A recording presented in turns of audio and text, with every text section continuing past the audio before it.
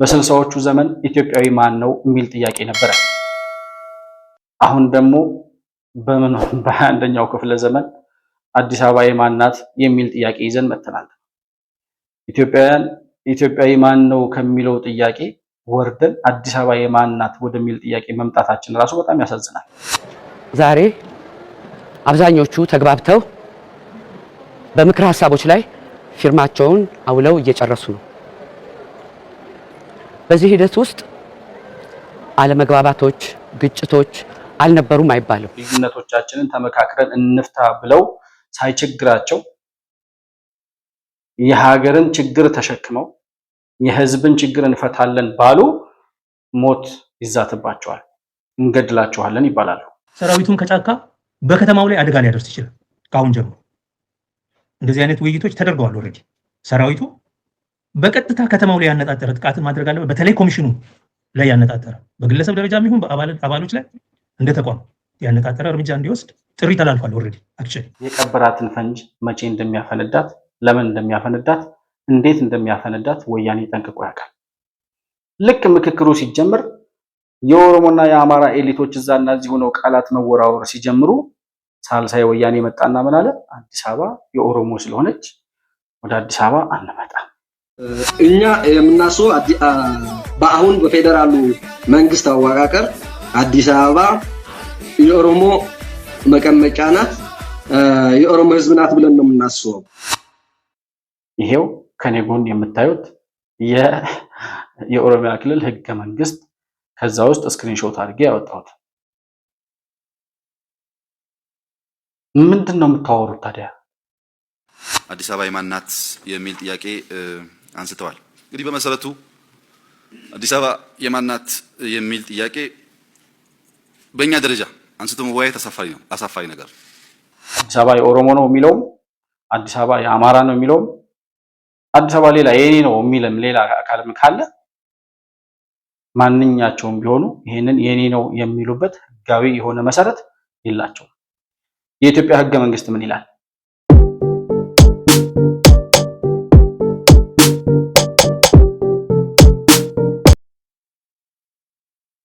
ሰላም ለእናንተ ይሁን። የተከበራችሁ የመሆን መልቲሚዲያ ቤተሰቦች እንደምን አላችሁ? ብሩክ የሺወርቅ አሰፋ ነኝ። ከመሆን መልቲሚዲያ የዛሬውን ዕለታዊ ፕሮግራማችንን ይዘን ቀርበናል። በዛሬው ፕሮግራማችን በሀገራዊ ምክክር ኮሚሽን ዙሪያ በተነሱ አጀንዳዎች ላይ ትኩረት እናደርጋለን። በትላንትናው ዕለት የምክክር ኮሚሽኑ ኮሚሽነር አንዷ ኮሚሽነር የሆኑት መግለጫ ሰጥተዋል ትላንትና ማታ ላይ። በዚህ መግለጫ ላይ እንግዲህ በትላንትናው ዕለት የምክክር ተሳታፊዎቹ 4000ዎቹ ሰዎች ወይም ደግሞ በ500 ተከፋፍለው ሲወያዩ የነበሩት 8 ቡድኖች በ8 አጀንዳዎች ላይ በሁሉም የሀገራዊ ምክክር ኮሚሽኑ ባቀረባቸው 8 አጀንዳዎች ላይ መግባባት ላይ ተደርሷል ሲሉ ትላንት መግለጫ ሰጥተዋል። ይሄ መግለጫ መግባባት ላይ ተደርሷል ሲባል ምን ማለት ነው? ከዚህ ጉዳይ ጋር ተያይዞ በተለይም ደግሞ የአዲስ አበባ ከተማ ጉዳይ መነጋገሪያ ሆኖ መሰንበቱን እናስታውሳለን። እውነትስ አዲስ አበባ የማን ነች? የሀገራዊ ምክክር ኮሚሽኑ በአዲስ አበባ ጉዳይ ላይ ምን አይነት ስምምነት ላይ ደረሰ? እንዲሁም ደግሞ የኢትዮጵያ ህገ መንግስትና የኦሮሚያ ክልል ህገ መንግስት ምን ይላሉ በአዲስ አበባ ጉዳይ ላይ? የምንነታረክባቸው ጉዳዮች ህጋዊ መሰረት ያላቸው ናቸው ወይስ እንዲሁ ለፖለቲካ ግብአትነት የሚያገለግሉ የመጨቃጨቂያ አጀንዳዎች ናቸው የሚለውን ጉዳይ በማስረጃ እያስደገፍን የሀገራዊ ምክክር ኮሚሽኑን ሂደት የምንዳሰስበት ፕሮግራም ይኖረናል። ባነሳነው ሀሳብ ላይ በአጠቃላይ በሀገራዊ ምክክር ኮሚሽኑ እስካሁን በነበረው ሂደት ላይ የታዘባችሁትን የግል ምልከታችሁን በኮመንት መስጫው ላይ ልትጽፉልኝ ትችላላችሁ። መሆን መልቲሚዲያን ላይክ፣ ሰብስክራይብ እና ሼር ማድረጋችሁን ሳትረሱ በሱፐር ቻት እና በሱፐር ስቲከር እንዲሁም የቻናላችን አባል ወይም ሜምበር ቤተሰብ በመሆን ድጋፍ ልታደርጉልን እንደምትችሉ እያስታወስኩኝ እስከ ፕሮግራማችን ፍጻሜ አብራችሁ እንድትቆዩ በአክብሮት እጋብዛለሁ።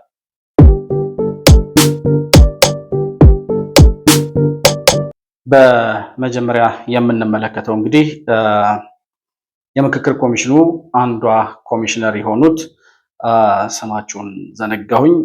የምክክር ኮሚሽኑ አንዷ ኮሚሽነር በትላንትናው ዕለት ማታ ላይ ምሽት 1 ሰዓት 2 ሰዓት አካባቢ መግለጫ አውጥተው ነበረ። ማለት የሀገራዊ ምክክር ኮሚሽኑ መግለጫ አውጥቷል በሳቸው በኩል።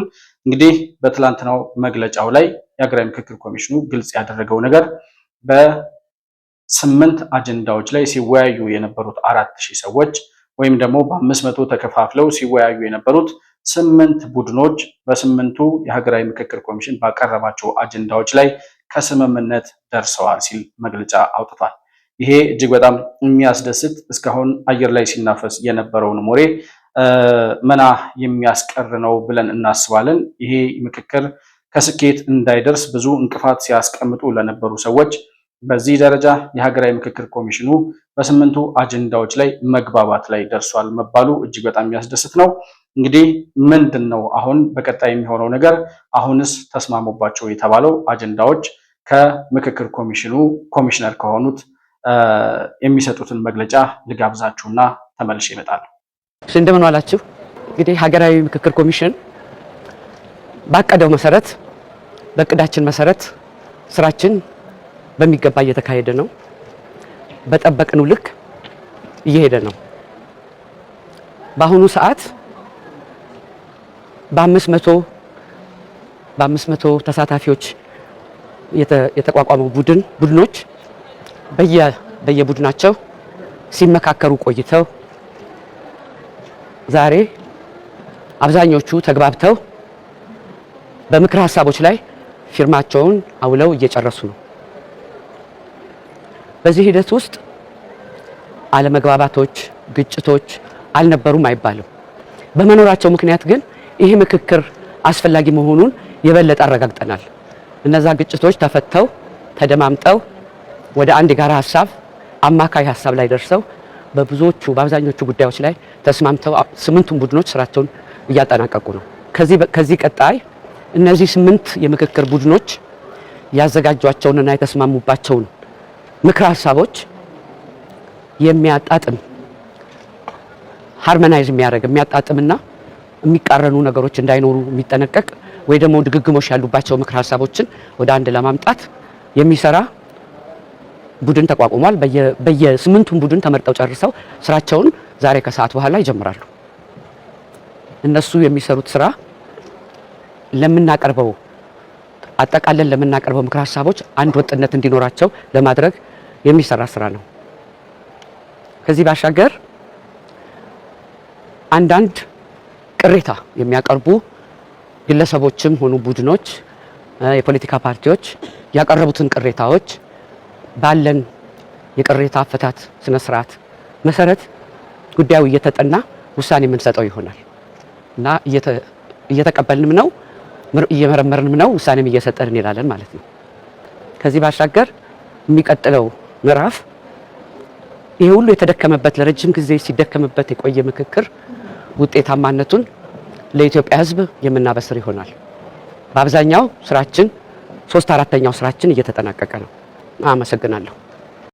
እንግዲህ እስከዛሬ ስንጨቃጨቅባቸው የነበሩ እስከዛሬ የደከምንባቸው አጀንዳዎች የሀገራዊ ምክክር ኮሚሽን በተሳካ ሁኔታ በ8ቱም አጀንዳዎች ላይ ተወያዮቻችን ወይም ተመካካሪዎቹ ከስምምነት ላይ ደርሰዋል ሲሉ መግለጫቸውን አድርሰውናል።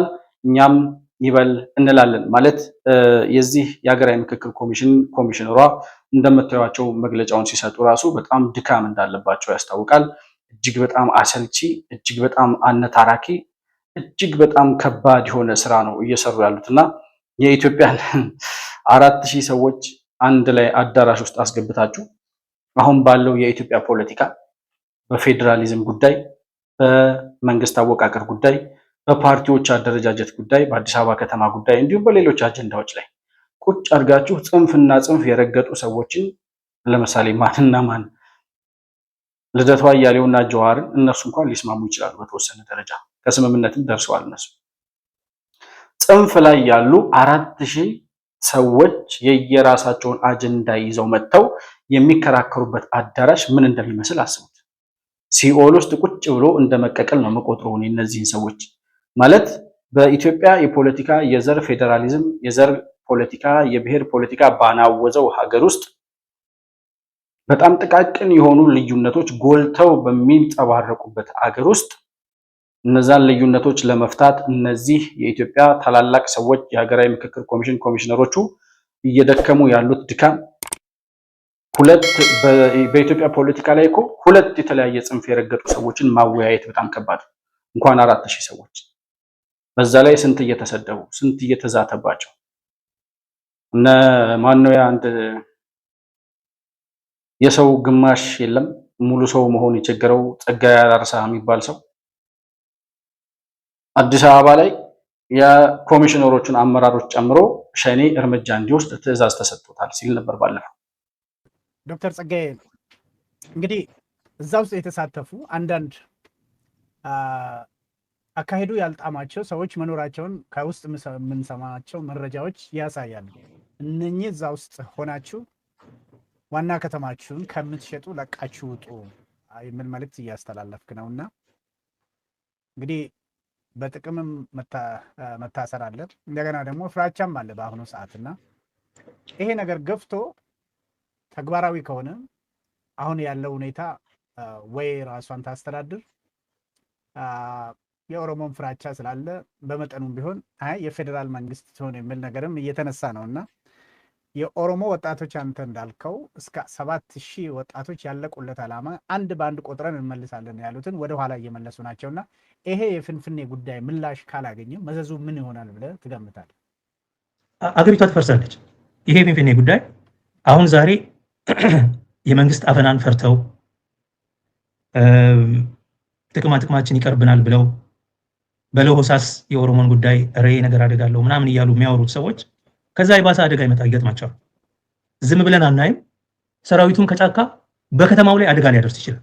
ከአሁን ጀምሮ እንደዚህ አይነት ውይይቶች ተደርገዋል። ኦልሬዲ ሰራዊቱ በቀጥታ ከተማው ላይ ያነጣጠረ ጥቃትን ማድረግ አለበት። በተለይ ኮሚሽኑ ላይ ያነጣጠረ በግለሰብ ደረጃ የሚሆን በአባሎች ላይ እንደ ተቋም ያነጣጠረ እርምጃ እንዲወስድ ጥሪ ተላልፏል። ኦልሬዲ አክቹዋሊ ይሄ ይደረጋል። የኢትዮጵያን ችግር እንፍታ ስላሉ እስከዛሬ ያቃቃሩንን ያለያዩንን ለችግሮቻችን መነሻ የሆኑትን ልዩነቶቻችንን ተመካክረን እንፍታ ብለው ሳይቸግራቸው የሀገርን ችግር ተሸክመው የህዝብን ችግር እንፈታለን ባሉ ሞት ይዛትባቸዋል፣ እንገድላቸዋለን ይባላሉ። ከራሳቸው አልፈው ለሀገር የሚተርፉትን እነዚህ ታላላቅ ሰዎች በገንዘብ ያሟቸዋል፣ በሆዳቸው ያደሩ ይሏቸዋል። እነሱ በሆዳቸው ልክ የሚያስቡ ስለሆኑ እና ዘለፋው ልክ የለውም። በዛ በጽንፍ ፖለቲካ ላይ ያሉት ሰዎች የሚዘልፉትን ሰው በምን አይነት ደረጃ መዝለፍ እንዳለባቸው እንኳን መምረጥ አይችሉም። እነ ፕሮፌሰር መስፍን አርአያ የትኛውም ዓለም ላይ ሄደው ጭንቅላታቸውን አከራይተው መኖር የሚችሉ ሰው ናቸው። ይቺ አሁን የቀረቡት ኮሚሽነር ወይዘሮ ሂሩት ይመስለኛል ስማቸው ካልተሳሳትኩ። ወይዘሮ ሂሩት ይመስለኛል።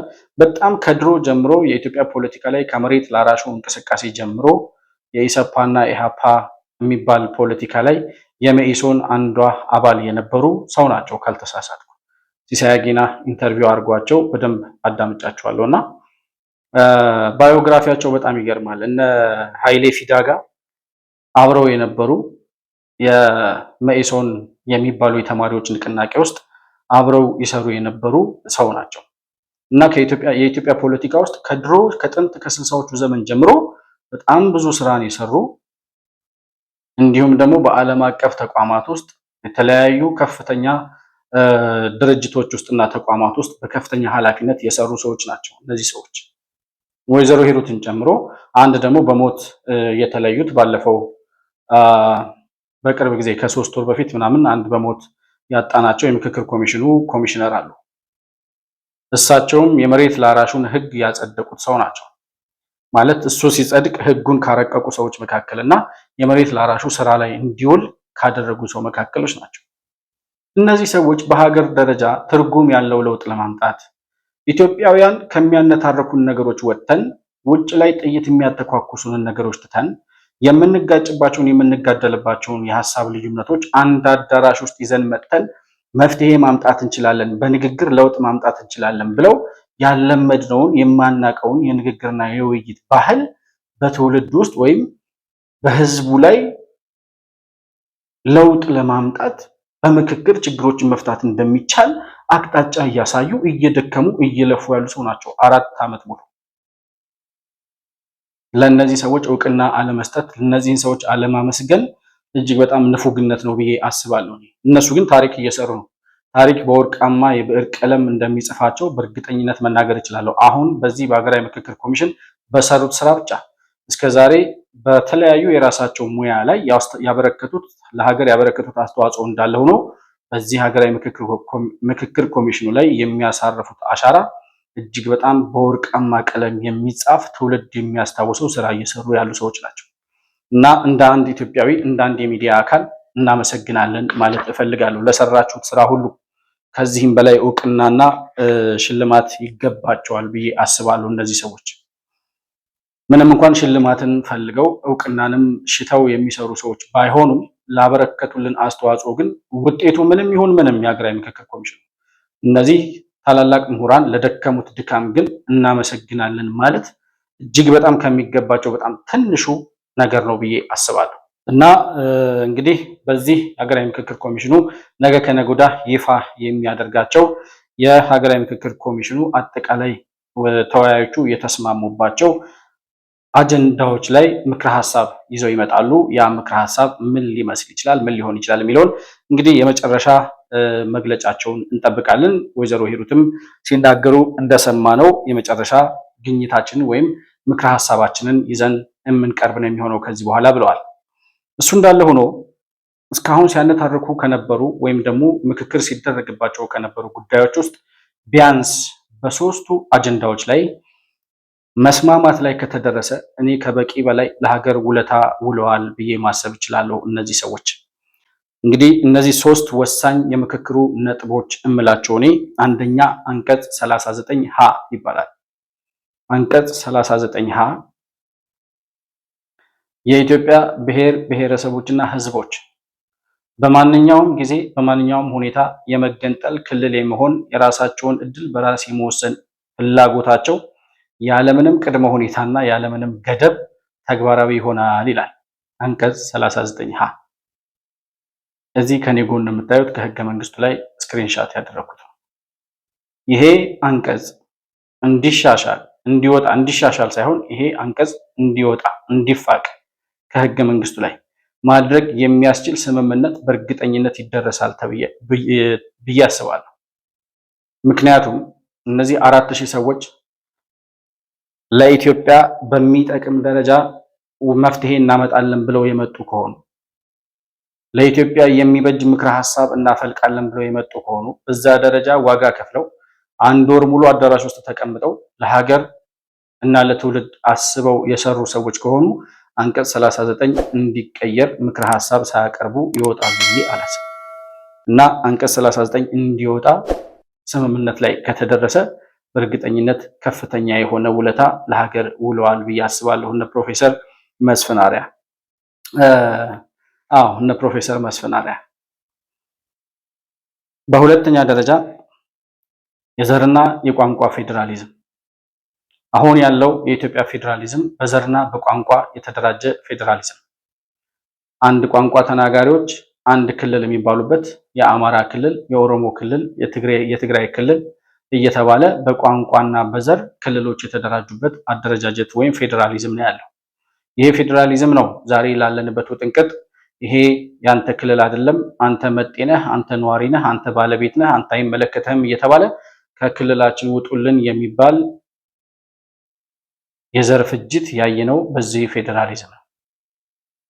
ስለዚህ ይሄ ፌዴራሊዝም እንዲቀየር አንዱ የዚህ የምክክር አጀንዳ ምክረ ሀሳብ ይሆናል ብዬ እጠብቃለሁ። በእርግጠኝነት ይሆናል ብዬ አስባለሁ። ምክንያቱም እነዚህ ነገሮች ላይ መስማማት ላይ ካልተደረሰ ምክክሩ ምንም ባይደረግ ይሻል ነበር ብዬ አስባለሁ። እነዚህ ዋና ዋና ነጥቦች ስለሆኑ። በሶስተኛ ደረጃ የመንግስት አወቃቀርና የፖለቲካ ፓርቲ አደረጃጀት ነው። የመንግስት አወቃቀር ማለት ፓርላመንታሪ ይሁን ወይስ ፕሬዚደንሻል ይሁን የሚለው ጥያቄ መመለስ አለበት። ፓርላመንታዊ ማለት አሁን ባለው የፖለቲካ ፓርቲ ወይም ደግሞ የፓርቲ አደረጃጀት አሁን ለምሳሌ ብልጽግና ፓርቲ በተለያዩ አካባቢዎች ተወካዮቹን በየምርጫ ጣቢያው ይወክሉታል ወይም ደግሞ በእነሱ ይወከላል። ከዚያ ለምሳሌ ጠቅላይ ሚኒስትር ዶክተር አብይ አህመድ በመላው ኢትዮጵያ ሳይሆን በሻሻ የሆነች ቀበሌ ላይ ነው የሚወዳደረው። እዛ ተወዳድሮ እዛች ቀበሌ ላይ ብቻ ያለው ማህበረሰብ ይመርጠዋል። ከዛ በኋላ ብልጽግና ፓርቲ እዛ ቦታ ላይ አሸንፏል ይባላል፣ ይመጣል፣ ፓርላማ ይገባል። ከዚያ በኋላ አሸናፊው ፓርቲ ብልጽግና ፓርቲ ይሰበሰብና ምንድነው ከአጠቃላይ ከብልጽግና ፓርቲ ጉባኤ ይሰበሰብና ወይም ማዕከላዊ ኮሚቴ የሚባለው ይሰበሰብና ከአሸናፊው ፓርቲ ሊቀመንበሩ ወይም ደግሞ ባይ ዲፎልት የብልጽግና ሊቀመንበር የሚሆነው ሰው የኢትዮጵያ ጠቅላይ ሚኒስትር ሆኖ የሚመረጥበት እድል በጣም ሰፊ ነው። ካልሆነም ደግሞ ፓርቲው አሸናፊው ፓርቲ ይሰበሰብና እንደገና ከፓርቲው ውስጥ የሀገሪቱ ጠቅላይ ሚኒስትር የሚሆነውን አካል የሚመርጠው ህዝቡ ሳይሆን አሸናፊው ፓርቲ ነው። ይሄ ፓርላመንታሪ ስርዓት ይባላል። አሁን ኢትዮጵያ የምትመራበት የፖለቲካ ወይም የመንግስት አወቃቀር። ፕሬዚደንሻል ማለት ደግሞ በግለሰብ ደረጃ በፖለቲካ ፓርቲም ደረጃ ቢሆን 1፣ 2፣ 3 ተወካዮች የሚወዳደሩበት ነገር ግን ለምሳሌ ዶክተር አብይ፣ ፕሮፌሰር ብርሃኑ እንዲሁም ደግሞ ማንን ልበል ሌላ ፕሮፌሰር ብርሃኑና ዶክተር አብይ በመላው ዓለም የሚወዳደሩ በመላው ኢትዮጵያ የሚወዳደሩ ሰዎች ይሆናሉ ማለት ነው። ልክ እንደ አሜሪካ እንደሚወዳደሩት እነ ባራክ ኦባማ እነ ትራምፕ በመላው አሜሪካ ተወዳድረው ህዝብ የመረጠው አንድ መሪ የሁሉም አሜሪካውያን መሪ እንደሚሆነው ሁሉ ከፕሮፌሰር ብርሃኑና ከዶክተር አብይ አህመድ በፕሬዚደንሻል ስርዓት በሚሆንበት ጊዜ እነዚህ ሁለት ሰዎች በእነሱ ኮንስቲትዩዌንሲ ወይም በተወለዱበት በተመረጡበት አካባቢ ሳይሆን በመላው ኢትዮጵያ ለመሪነት ለፕሬዝዳንትነት የሚወዳደሩበት ስርዓት ማለት ነው። ከዚያ በመላው ኢትዮጵያ ድምጽ ያገኘው የተመረጠው አንድ ሰው ወይ ፕሮፌሰር ብርሃኑ ወይ ዶክተር አብይ አህመድ የኢትዮጵያ ፕሬዝዳንት ሆነው ይቀጥላሉ ማለት ነው። ኢትዮጵያውያን በድምጻቸው የሚመራቸውን መሪ የሚመርጡበት አካሄድ ማለት ነው። እስከዛሬ ባለው ሂደት ግን ዶክተር አብይን በሻሻ ካሉት የአካባቢው ነዋሪዎች በስተቀር የመረጠው አንድም ኢትዮጵያዊ የለም። ብልጽግና ፓርቲ እንደ ፓርቲ ነው ያሸነፈው እንጂ ዶክተር አብይ በመላው ኢትዮጵያ አላሸነፈም፣ አልተወዳደረም። ነገር ግን ዶክተር አብይን ሁሉም ኢትዮጵያዊ መሪ ነው ማለት እንዲችል በመላው ኢትዮጵያ ተወዳድሮ ማሸነፍ የሚችል አንድ ሰው በፕሬዝዳንሻል ስርዓት መምጣት አለበት የሚለው የመንግስት አወቃቀር አሁን ካለንበት የፓርላመንታሪ ስርዓት ሁሉም ኢትዮጵያን መሪያቸውን ወደሚመርጡበት የፕሬዝዳንሻል ስርዓት ይሸጋገራል ብለን ተስፋ እናደርጋለን። አፍሪካ በሙሉ ከሁለት ሀገራት በስተቀር ከኛና ማናት ማዳጋስካር ነች እና የምትባል አንድ ሀገር አለች፣ ደሴት ነገር ነች። ኢትዮጵያና ያቺ ትንሽ ደሴት ናቸው በፓርላመንታሪ ስርዓት እስካሁን የሚመሩት። ሌላው አፍሪካዊ በሙሉ ሌላው የአፍሪካ ሀገራት በሙሉ ፕሬዝዳንሻል ነው የፖለቲካ የመንግስት አወቃቀራቸው። ስለዚህ እኛ ከሌላው ዓለም የተለየን አይደለንም። ኢትዮጵያን በሙሉ የሚመራንን መሪ በድምጻችን መምረጥ እንፈልጋለን። ያ እንዲሆን ደግሞ ፕሬዝዳንሻል ስርዓት መሆኑ ግድ ይላል ማለት ነው። ስለዚህ አንዱ ለውጥ ይደረግበታል ብዬ የማስበው ከፓርላመንታሪ ስርዓት ወደ ፕሬዝዳንሻል ስርዓት የሚደረገው ሽግግር ነው። በሁለተኛ ደረጃ የፖለቲካ ፓርቲዎች አደረጃጀት። የፖለቲካ ፓርቲዎች አደረጃጀት ማለት አሁን ባለንበት ሁኔታ ኢዜማንና ኦፌኮ ማንሳት ትችላላችሁ፣ ወይም ደግሞ አብንና ኢዜማን ማንሳት ትችላላችሁ። ኢዜማ የኢትዮጵያ ዜጎች ለማህበራዊ ፍትህ ብሎ የዜግነት ፖለቲካን የሚያራምድ ነው። አብን የአማራ ብሔራዊ ንቅናቄ ነው። ኦፌኮ የኦሮሞ ፌዴራሊስት ኮንግረስ። የፖለቲካ ፓርቲዎች አደረጃጀት ከዘርና ከብሔር ማንነት መውጣት ካልቻለ በስተቀር የኢትዮጵያ ፖለቲካ አንድ እርምጃ ፈቀቅ ሊል እንደማይችል አሁን ያለው የዘር ፖለቲካ የጥላቻ የኔ ይበልጣል የሚል ንትርክና ፉክክር ሊቀረፍ እንደማይችል በእርግጠኝነት መናገር እችላለሁ። ስለዚህ የአሁኑ የሀገራዊ ምክክር የብሔራዊ ምክክሩ ለውጥ ያደርግበታል ብዬ ከማስበው አጀንዳ አንዱ የእንትና ነፃ አውጪ የእንትና ግንባር እየተባለ በዘርና በቋንቋ በብሔር የሚደራጅ ፖለቲካ ፓርቲ እንዳይኖር መከልከል በህገ መንግስት መታገድ መቻል አለበት። ሁሉም ፓርቲዎች ሀገራዊ ፓርቲዎች ሆነው በመላው ኢትዮጵያ ሊወዳደሩ የሚችሉ ለሁሉም ኢትዮጵያውያን የሚመጥን ሀሳብ ያላቸው ሆነው መደራጀት አለባቸው እንጂ የራሱን ኪስ ለማድለብና በዛ በሚወክለው ብሔረሰብ ስም እየዘረፈ እያጭበረበረ ለመኖር የእንትና ብሔር ነፃ አውጪ የእንትና ብሔር ግንባር እያለ የሚመጣ ፖለቲካ ፓርቲ እንዳይኖር ይሄ ሀገራዊ ምክክር ኮሚሽን አንድ ምክረ ሀሳብ ይዞ ይመጣል ብዬ ይጠብቃል። በእነዚህ 3 ነጥቦች ላይ ሀገራዊ ምክክር ኮሚሽኑ ለውጥ ካመጣ አንደኛ አንቀጽ 39 ሀን ከህገ መንግስቱ ላይ ከተፋቀ፣ ሁለተኛ የዘርና የቋንቋ ፌዴራሊዝም ቀርቶ ሁሉም ክልሎች በአቀማመጣቸው በጂኦግራፊካል አቀማመጥና ባላቸው ቀረቤታ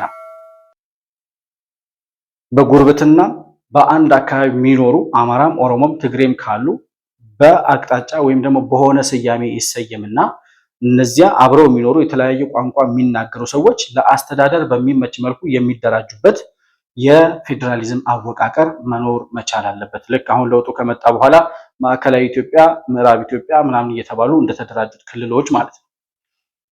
በሶስተኛ ደረጃ የመንግስት አወቃቀር ከፓርላሜንታሪ ስርዓት ወደ ፌዴራሊዝም እና ከፓርላሜንታሪ ስርዓት ወደ ፕሬዚደንሻል ስርዓት እንዲሸጋገር እንዲሁም ደግሞ የፖለቲካ ፓርቲዎች አደረጃጀት ከብሔርና ከዘር የነፃ አውጪ ፓርቲዎችን ለአንድና ለመጨረሻ ጊዜ አግዶ ሁሉም የሚደራጁ ፓርቲዎች በሀገር አቀፍ ማንነት በሀገራዊ ማንነትና በዜግነት ፖለቲካ ላይ የሚንቀሳቀሱ እንዲሆኑ ለማድረግ በሶስቱ ማዕቀፎች ላይ በሶስቱ አጀንዳዎች ላይ ይሄ ሀገራዊ ምክክር ኮሚሽን ለውጥ ካመጣ ምክረ ሀሳብ እነዚህም በሚለውጥ ደረጃ ይዞ ከመጣ ለኢትዮጵያ ዘላቂ እጣ ፈንታ እጅግ በጣም ከፍተኛ የሆነ ውለታ የዋለ ምክክር ይሆናል ማለት ነው። እነዚህን ካስተካከልን በእርግጠኝነት ሌሎች የአዲስ አበባ ጉዳይ ብለው ሌላ የሚያጨቃጭቅ የወልቃይት የራያ አላማጣ ምናምን ብለው የማንነትና የወሰን ጉዳዮች የሚባል ንትርክ አይኖርም ከዛ በኋላ ማለት ነው።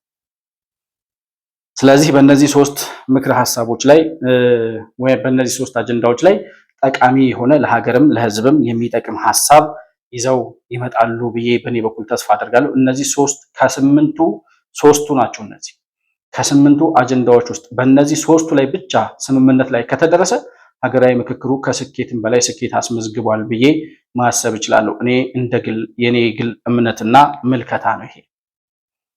እንግዲህ በዚህ ምክክር ላይ ሲያነታርክ የነበረው አንዱና ዋናው ጉዳይ የአዲስ አበባ ከተማ ጉዳይ። የአዲስ አበባ ከተማ ጉዳይ ለምን አጨቃጫቂ ሆነ? ለመሆኑ አዲስ አበባ የማን ናት? በስልሳዎቹ ዘመን ኢትዮጵያዊ ማን ነው የሚል ጥያቄ ነበረ። አሁን ደግሞ በ21ኛው ክፍለ ዘመን አዲስ አበባ የማን ናት የሚል ጥያቄ ይዘን መጥተናል። ኢትዮጵያዊ ማን ነው ከሚለው ጥያቄ ወርደን አዲስ አበባ የማን ናት ወደሚል ጥያቄ መምጣታችን ራሱ በጣም ያሳዝናል።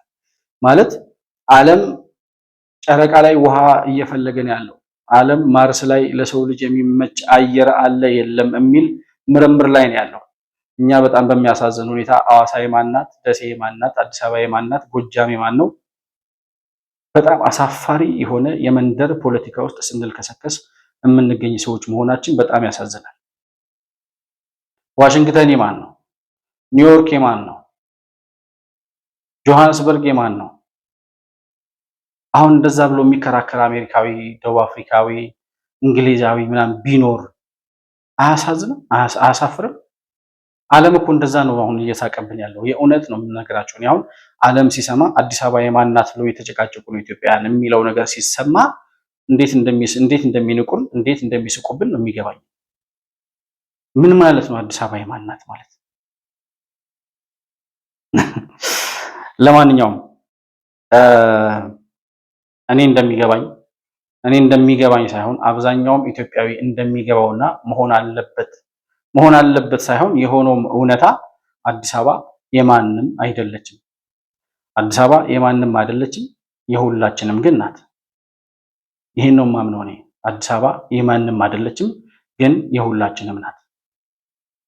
ይሄንን መቀበል ያቃታቸው አዲስ አበባ የማንም አይደለችም የሁላችንም ናት የሚለውን ጽንሰ ሐሳብ መቀበል ያቃታቸው ድኩማን ሁሌ በተጠመደላቸው ፈንጅ ላይ ይሄዱ እየተጣዱ የሚፈነዱ ሰዎች ሀገርንም ለማፈንዳት ሕዝብንም ለማጥፋት ረብሻና ግርግር ወከባና መዓት ለማንገስ የሚፈልጉ ሰዎች ይሄንን አንድ ሲደመር አንድ ሁለት የሚባለውን ቀመር ማየት አቅቷቸው ሀገራዊ ምክክር ኮሚሽኑን ለማደናቀፍ ለማሰናከል በአዲስ አበባ ጉዳይ ላይ የማይፈነቅሉት አጀንዳ የማይፈነቅሉት ድንጋይ የለም።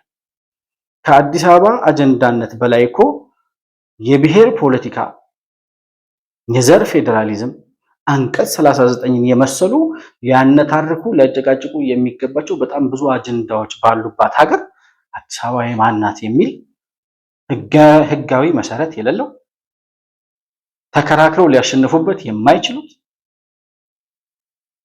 አዲስ አበባን የኔ ናት ብሎ ማንም ሊወስዳት በማይችልበት ሁኔታ ጉንጭ አልፋ የሆነ ክርክር ሲያወሩ የሚውሉ ሰዎች በጣም ያሳዝኑኛል።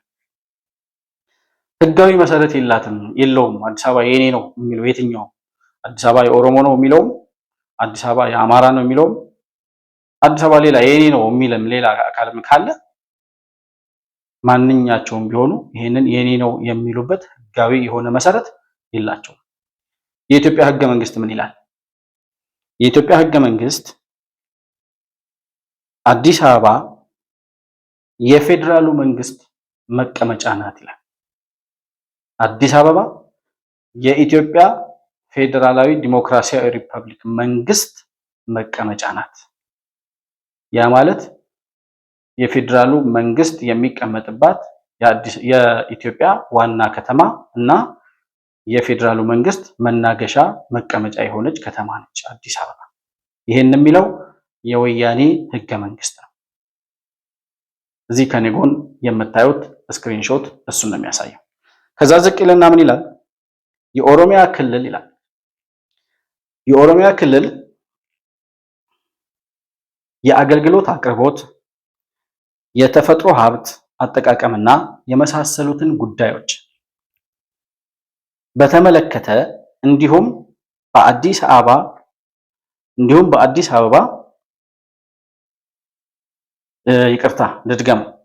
የኦሮሚያ ክልል የአገልግሎት አቅርቦት ወይም የተፈጥሮ ሀብት አጠቃቀምና የመሳሰሉትን ጉዳዮች በተመለከተ እንዲሁም አዲስ አበባ በኦሮሚያ ክልል መሃል ላይ የምትገኝ በመሆኑ የሚነሱ ሁለቱን የሚያስተሳስሩ አስተዳደራዊ ጉዳዮችን በተመለከተ ያለው ልዩ ጥቅም ይጠበቅለታል ይላል። ለማን? ለኦሮሚያ ክልል ይልና መጨረሻ ላይ ምን ይላል? ያለው ልዩ ጥቅም ይከበርለታል ካለ በኋላ ዝርዝሩ በህግ ይወሰናል ይላል። ዝርዝሩ በህግ ይወሰናል። ወያኔ 27 ዓመት ሙሉ ሲኖር ይሄ የኦሮሚያ ክልል ከአዲስ አበባ የሚያገኘው ልዩ ጥቅም ምንድነው? በህግ ይወሰናል ብሎ ነው ያስቀመጠው ህገ መንግስቱ። ህግ የሚወስነው ወይም ደግሞ በህግ የሚወሰነው የኦሮሚያ ልዩ ጥቅም ምንድነው ለሚለው ጥያቄ 27 ዓመት ሙሉ ሸፍነው መልስ ሳይሰጡ ያስቀመጡት አጀንዳ ነው። ለምን የሚለውን ጉዳይ በኋላ እናነሳለን። ለማንኛውም የኢትዮጵያ ህገ መንግስት የሚለው ይሄንን ነው። አዲስ አበባ የፌዴራሉ መንግስት መቀመጫ ናት፣ መናገሻ ናት። ከዛ ሲቀጥል የአዲስ አበባና የኦሮሚያ የተፈጥሮ ሀብት አጠቃቀም እንዲሁም የአዲስ አበባ በኦሮሚያ ክልል መሃል የምትገኝ ከተማ እንደመሆኗ መጠን በሁለቱ ክልሎች መካከል የሚነሱ አስተዳደራዊ ጉዳዮችን በተመለከተ ያለው ልዩ ጥቅም ይከበርለታል። ለማን? ለኦሮሚያ። ዝርዝር ጉዳዩ በህግ ይወሰናል ይላል። ዝርዝሩ በህግ ይወሰናል የሚለውን በኋላ ላይ እንመጣበታለን። ስለዚህ ህገ መንግስታዊ መሰረት የለውም ማለት ነው። አዲስ አበባ የኦሮሚያ መቀመጫ ናት ወይም አዲስ አበባ የኦሮሞ ናት የሚለው ጥያቄ ህገ መንግስታዊ መሰረት የለውም፣ ሊኖረውም አይችልም ማለት ነው። ይቅርታ። በሁለተኛ ደረጃ የኦሮሚያ ክልል ህገ መንግስት ራሱ ምን ይላል የሚለውን ጉዳይ ማየት ያስፈልጋል። የአዲስ አበባ የፌዴራሉን ህገ መንግስት ካየን የኦሮሚያ ክልል የክልሉ የራሱ ህገ መንግስት ራሱ ምን ይላል? ይሄ ህገ መንግስት በ1994 ዓ.ም በኢትዮጵያ አቆጣጠር የተሻሻለ የኦሮሚያ ክልል ህገ መንግስት ነው።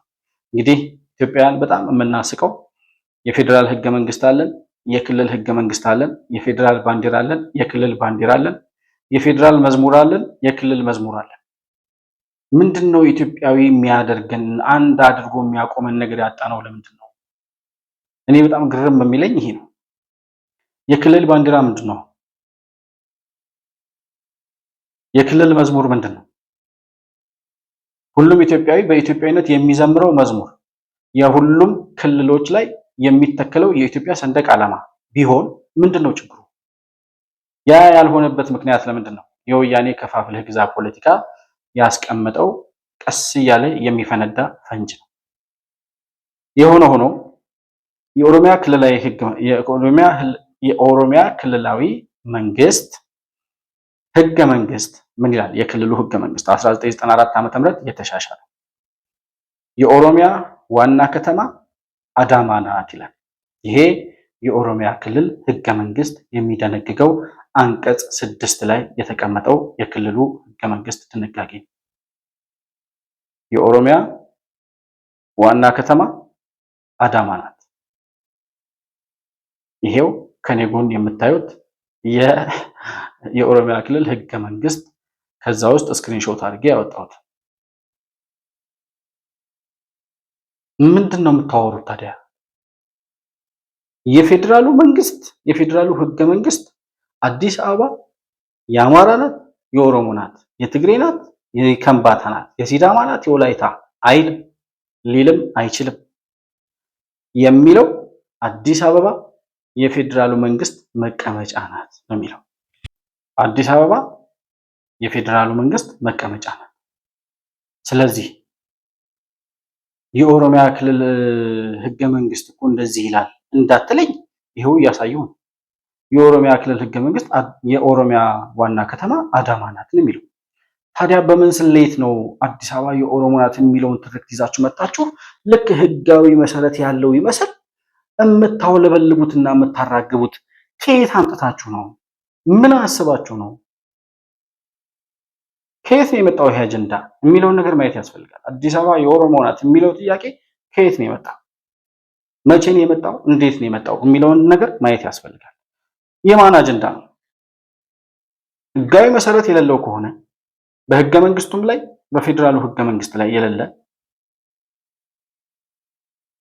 በክልሉም በኦሮሚያ ክልል ህገ መንግስትም ላይ ያልተጻፈ አዲስ አበባ የኦሮሞ ናት የሚለው ትርክት ከየት ነው የመጣው? በንጉሠ ነገስቱም ዘመን አልነበረችም። በደርግም ዘመን የኦሮሞ አልነበረችም፣ ልትሆንም አትችልም። በኢህአዴግም አልነበረችም፣ አሁንም አይደለችም። የኦሮሞ ወይ የአማራ ወይ የወላይታ የአንድ ክልልና የአንድ ብሔር ልትሆን አትችልም አዲስ አበባ።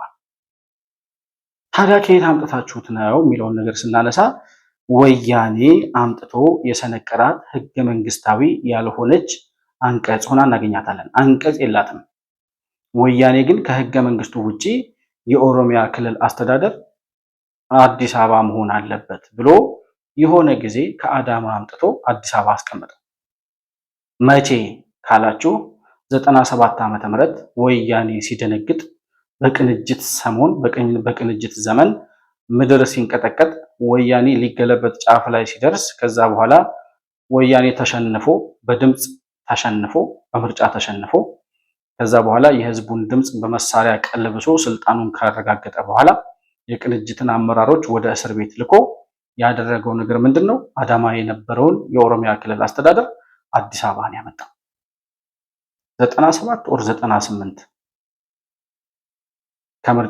ከምርጫው በኋላ ይመስለኛል፣ በፊት አይደለም። ካልተሳሳትኩ ከተሳሳትኩ እታረማለሁ። እና አዳማ የነበረውን የኦሮሚያ ክልል አስተዳደር አዲስ አበባ አምጥቶ ያስገባው መለስ ዜናዊ ሲደነግጥ ነው። ለምን ካላችሁኝ አሁን እየሆነ ያለውን ነገር ብቻ ማየት በቂ ነው። ለምንድን ነው አዲስ አበባ ላይ አምጥቶ የኦሮሞ ናት አዲስ አበባ የሚል ትርክት እንዲመጣ ያደረጉትና የኦሮሚያ ልዩ ጥቅም ከአዲስ አበባ የሚለው ጥያቄ በህግ ይወሰናል ያሉት ሳይወሰን በይደር እስከ 27 ዓመት ሙሉ ያቆዩት።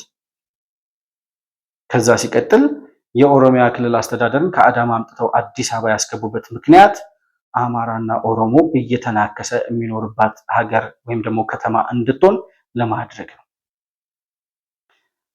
የወያኔን ተንኮል ያልገባው ስንት ዶርማንት ስንት ደናቁርት እንዳለ በጣም ነው ግራ የሚገባኝ። ህገ መንግስታዊ መሰረት የሌለው የክልልም የፌዴራሉም ህገ መንግስት ያልጻፈው ወያኔ በአፍ ብቻ አምጥቶ ያስቀመጠውን አስተዳደር አሁን የኦሮሚያ ክልል አስተዳደር አዲስ አበባ ስለሆነ ያለው አዲስ አበባ የኦሮሚያ ናት ይለኛል። እንዴት ነው 130 ሚሊዮን ህዝብ በጋራ የ130 ሚሊዮን ህዝብ ብሔር ብሔረሰብ የሚባለው አሁን ባለው አወቃቀር እንኳን የሁሉም ብሔሮች የሚኖሩባትን የሁሉም ብሔሮች ማሳያ ሳምፕል የሆነችውን ሀገር አዲስ አበባን የአንድ ክልል ከተማ የምታደርጋት እንዴት ነው? ድፍረቱስ ኮንሰፕቱስ እንዴት ነው የሚመጣው? እንዴት ሊሆን ይችላል? ይሄ ለሆን ተብሎ ለጥፋት ነገር ከነገ ወዲያ ቀስ ብሎ የሚፈነዳ ፈንጅ ቀብሮ ሁለቱ ትልልቅ ብሔሮች እንዳይስማሙባት ወይም የግጭት መነሻ እንድትሆን ታስቦና ታቅዶ የተቀመጠ ወይም የተቀበረ ፈንጅ መሆኑ እንዴት ነው የሚጠፋን? 27 ዓመት ሙሉ ወያኔ የተጫወተበት ሀገር መሆኑ እስከ ዛሬ 8 ዓመት ሙሉ ስንመጣ ያለፍንባቸው መንገዶች ወያኔ በቀበራቸው ፈንጆች ላይ እየፈነዱ አልተመለከትንም ወይ? እስከ ዛሬ የመጣንባቸው ሰጥ አገባዎች፣ ግርግሮች፣ ጦርነቶች፣ የእርስ በርስ ግጭቶች እኮ ወያኔ ይህች ሀገር እንድትፈርስ አልፎ የቀበራቸው ፈንጆች እየፈነዱ እያመከን ወታደሩ እያለቀ ንጹሃን እያለቁ ነው እስከ ዛሬ ድረስ ይመጣል። አሁን የአዲስ አበባ አጀንዳ ሲመጣ ኦሮሞና አማራ አንድ እንዳይሆኑ በዚች ከተማ ላይ ኦሮሞን አምጥቼ እዚህ ባስቀምጥ ከዛ የፌዴራሉን ቋንቋ የአማርኛ ቋንቋ አደርጋለሁ ከዛ የፌዴራል ቋንቋ ኦሮምኛ ይሁን የሚል ጥያቄ ይነሳል። በዛ ግርግር ይፈጠራል። እንደገና ደግሞ ሁለተኛ አዲስ አበባ የኦሮሞ ናት የሚለውን ትርክት ይዤ እመጣለሁ።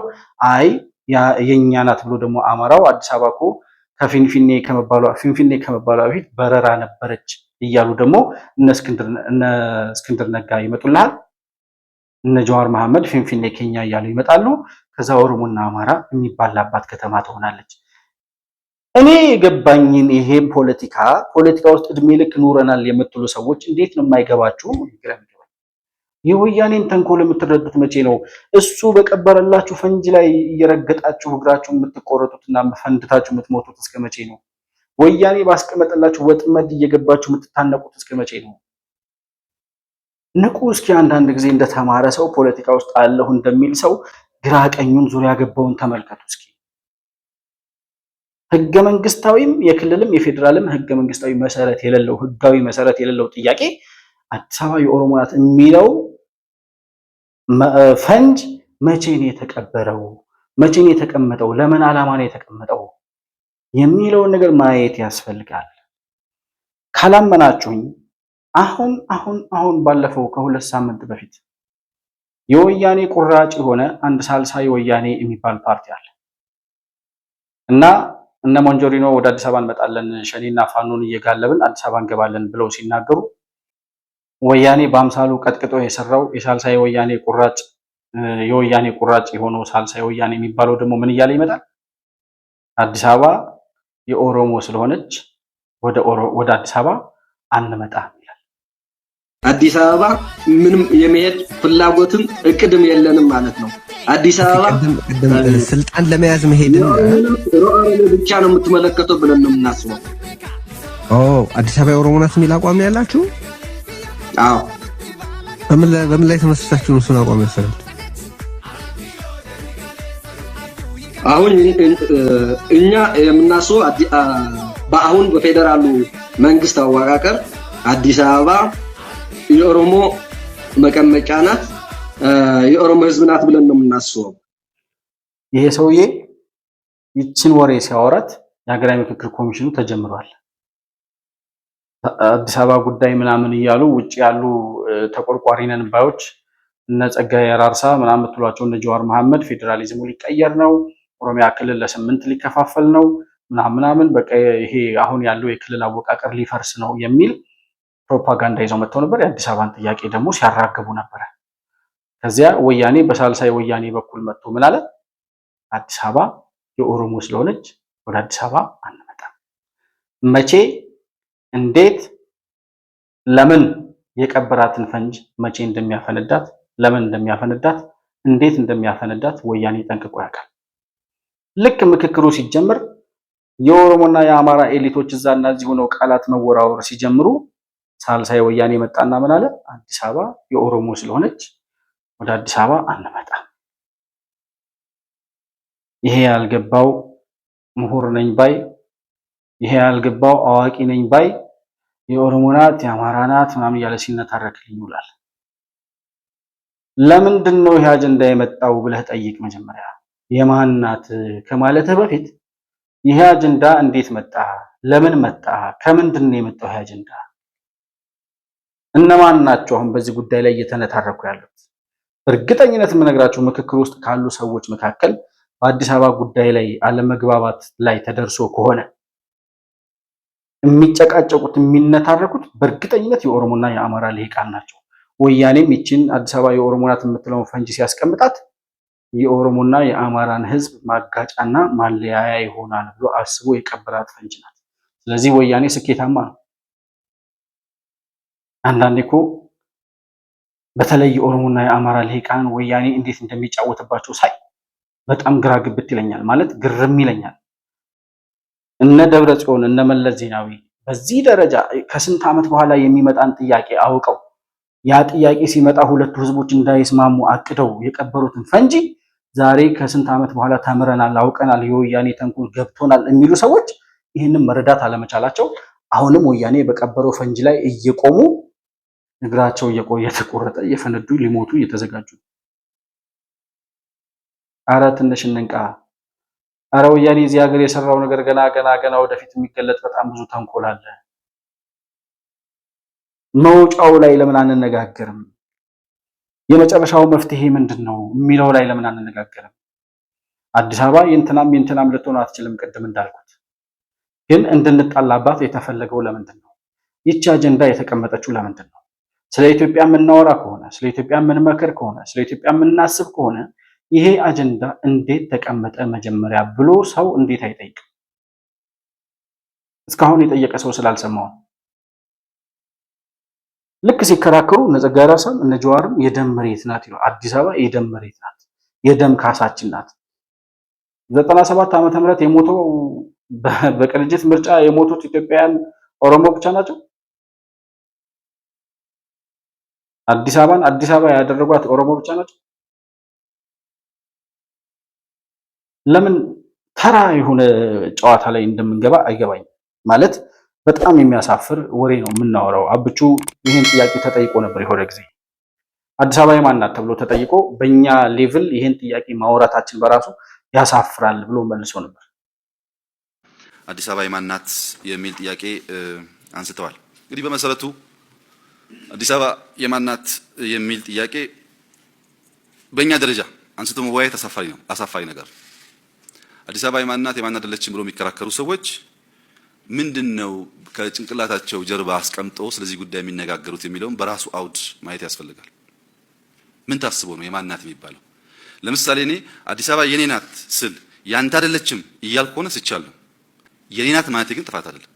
የኔ ሆና ያንተ እንዳልሆነች ለመናገር የሚደረግ ሙከራ ከሆነ ግን ስህተት ነው።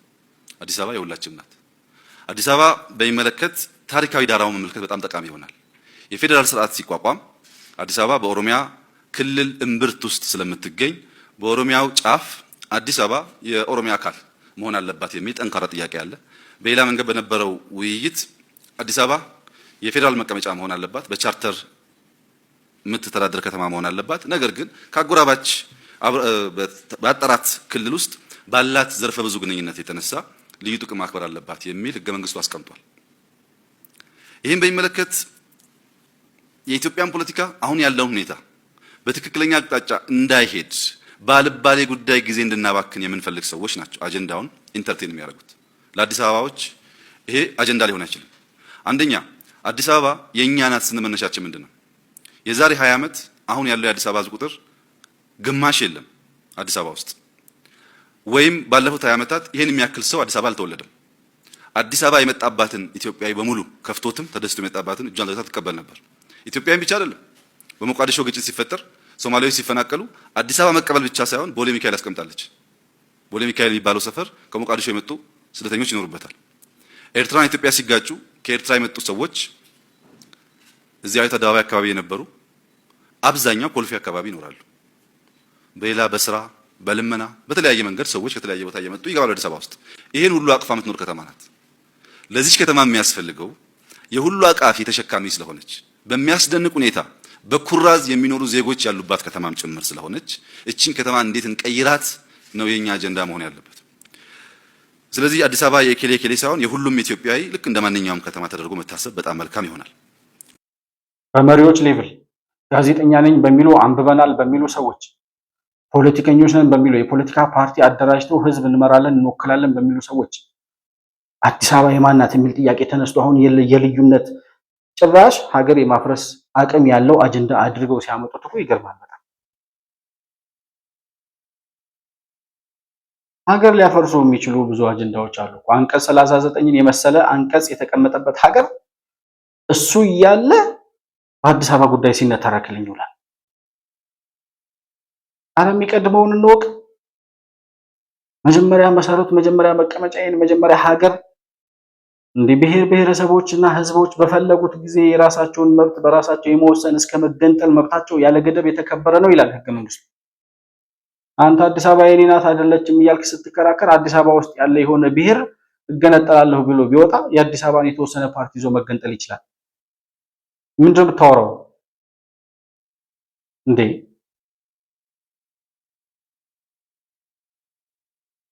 ይሄ አንቀጽ ካልወጣ ድረስ አዲስ አበባ የኦሮሞም ሆነች የአማራም ሆነች የማንም አልሆነች ምንም ትርጉም የለውም። ትርጉም ያላቸው መለወጥ ያለባቸው ብዙ አጀንዳዎች አሉ። የዘር ፌዴራሊዝም፣ በቋንቋና በዘር የተደራጀው ፌዴራሊዝም፣ ቅድም እንዳልኩት አንቀጽ 39 በዘርና በብሔር የሚደራጁ የፖለቲካ ፓርቲዎች ጉዳይ፣ የመንግስት አወቃቀር ጉዳይ፣ እነዚህ መሰረታዊ የሆኑ ልዩነቶች ናቸው። ልዩነት ሊያመጡ የሚችሉ አጀንዳዎች ናቸው። የአዲስ አበባ ጉዳይ ተራ ጥያቄ ነው። አገርን ካጸናህ በኋላ የምትጠያየቀው የምትነጋገረው ጉዳይ ነው እንዴ። አብቹ ምን እንደሚል ሰማችሁት? በዚህ ደረጃ በእኛ ሌቭል አዲስ አበባ የማናት ተባብለን መጠያየቃችን በጣም ያሳፍራል ይላል። የእውነትም ደግሞ በጣም ያሳፍራል ማለት ምን ታስቦ ነው ይላል አብቹ። የማናት ተብሎ የሚጠየቀው ምን ታስቦ ነው? ምንድነው ከጀርባ ያለው አጀንዳ?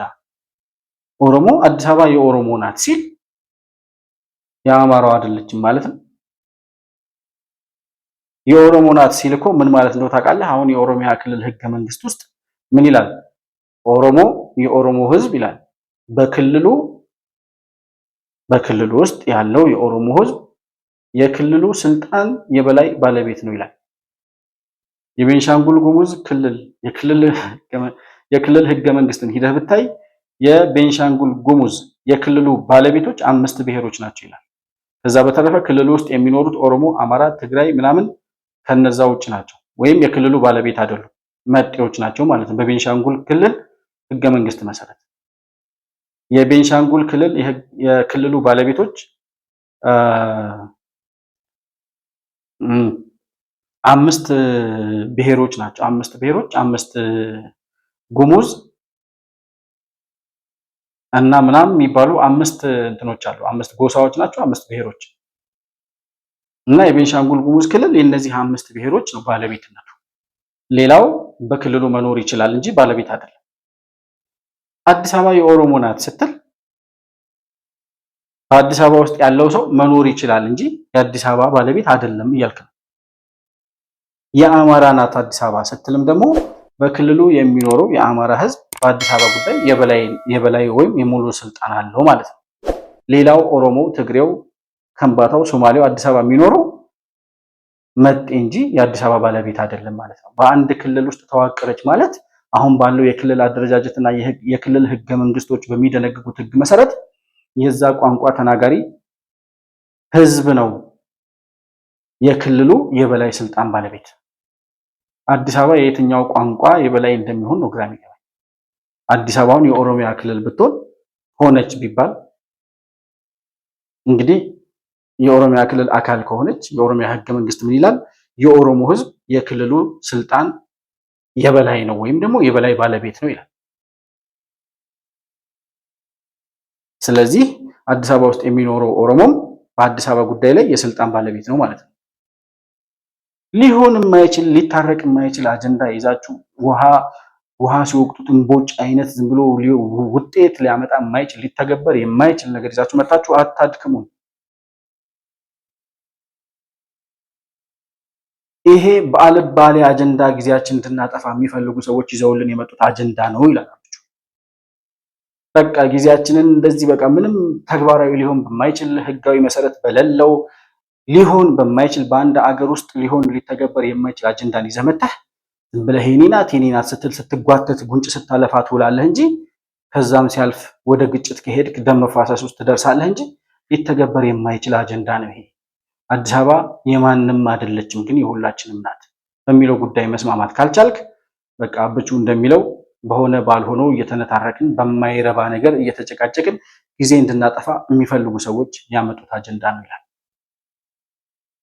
እና አዲስ አበባ የአዲስ አበባንም ሆነ የኦሮሞንም ሆነ የአማራን ጥያቄ ለመመለስ የሚያስፈልገው ይህን የዘር ፌዴራሊዝም ለአንዴና ለመጨረሻ ጊዜ ማጥፋት።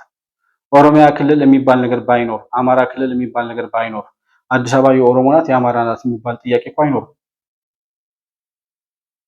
ይልቅንስ መነጋገር ያለብን አሁን የሀገራዊ ምክክር ኮሚሽኑ ይሄን የዘርና የቋንቋ ፌዴራሊዝም እንዴት ሊያደርገው አሰበ?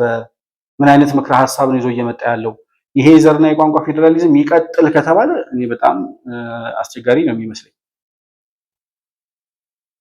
ማለት መወሰን ካለባቸው ጉዳዮች አንዱ የሀገራዊ ምክክር ኮሚሽኑ ካስፈለገበት አጀንዳ አንዱ ይሄ የዘርና የቋንቋ ፌዴራሊዝም በጥላቻና በመነቋቆር ላይ የተመሰረተው ወያኔ በከፋፍለህ ግዛ ፖለቲካ ያደራጀው የጥላቻ ፌዴራሊዝም መፍረስ አለበት ነው። ምክክሩ የተፈለገው አንዱ ለዛ ነው። ኢትዮጵያውያን የማይፈልጉት አጀንዳ ስለሆነ ኢትዮጵያውያንን የሚያለያይ እንጂ አንድ የሚያደርግ ስላልሆነ የዘር ፌዴራሊዝም መፍረስ አለበት። የዘር ፌዴራሊዝም ሲፈርስ ወልቃይት የኔ ነው፣ አዲስ አበባ የኔ ነው፣ እንትና የኔ ነው የምትለው ነገር አይኖርም። ያ በአዲሱ የጂኦግራፊካል አቀማመጥ የሚመሰረተው ክልል በውስጡ የሚኖሩ ሰዎች በሙሉ የክልሉ ባለቤቶች ይሆናሉ። የክልሉ ስልጣን የራሳቸውን በራሳቸው የማስተዳደር መብት በነዛ ህዝቦች ይወሰናል። አለቀ። የእንትና ናት የእንትና ናት የምትለው አጀንዳ እዛ ጋ ይቆማል። ስለዚህ ዋናው ምክክሩ የምክክር ኮሚሽኑ በፌዴራሊዝሙ ጉዳይ ላይ ምን አይነት ምክር ሀሳብ ይዞ ይመጣል የሚለው ጥያቄ ወሳኝ ይመስለኛል። ለአዲስ አበባም ለሁሉም አሁን ለሚያጨቃጭቁ ይሄ ክልል የኔ ነው ይሄ ከተማ የኔ ነው እያሉ ለሚያነታርቁ ጉዳዮች በሙሉ መልሱ የዘር ፌዴራሊዝም መጥፋት አለበት የሚለው ይመስለኛል። ሌላኛው አንቀጽ 39 ነው። አንቀጽ 39 በእርግጠኝነት ይፋቃል። እሱም ካልተፋቀ አንቀጽ 39 እንዲወጣም ካልተስማማ ምክክሩ ምንድነው ምክክሩ የሚል ጥያቄ ደግሞ ይዘን እንመጣለን በሌላ ፕሮግራም።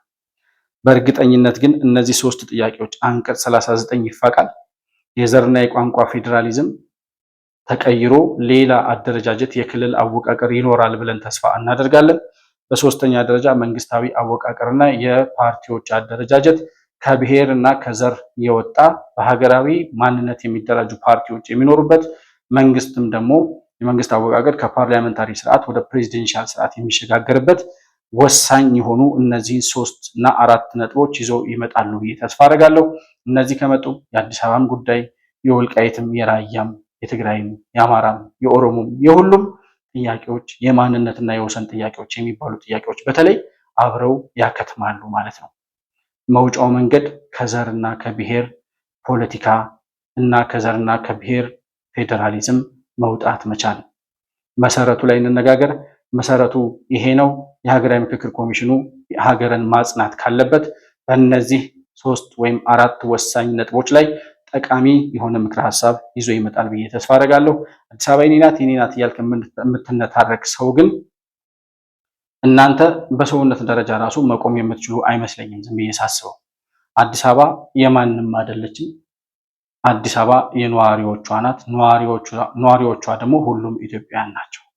ስለዚህ አዲስ አበባ የማንም አይደለችም የሁላችንም ግን ናት በሚለው ጉዳይ መልእክታችንን አስተላልፈን የዛሬውን ፕሮግራም በዚሁ አጠናቅቃለሁ። መሆን መልቲሚዲያን ላይክ፣ ሰብስክራይብ እና ሼር ማድረጋችሁን አትርሱ። በሱፐር ቻት እና በሱፐር ስቲከር እንዲሁም የቻናላችን አባል ወይም ሜምበር ቤተሰብ በመሆን ድጋፍ ልታደርጉልን እንደምትችሉ በድጋሚ ለማስታወስ እወዳለሁ። በተወያየንበት ባነሳነው አጀንዳ ላይ ያላችሁን የግል ምልከታ በኮመንት መስጫው ላይ ብታስቀምጡልኝ ደስ ይለኛል። ማንኛውንም አይነት ሀሳብና አስተያየት ልታቀብሉን ወይም ልታገኙን የምትፈልጉ ወዳጆቻችን ካላችሁ ደግሞ ከታች በምናስቀምጠው የዋትሳፕ ስልክ ቁጥር ደውላችሁ ልታገኙን መረጃም መልእክትም ልትልኩልን እንደምትችሉ እያስታወስኩኝ በሌላ ፕሮግራም በአዲስ መረጃ እስከምንገናኝ ድረስ ሰላም በያላችሁበት ለእናንተ ይሁን።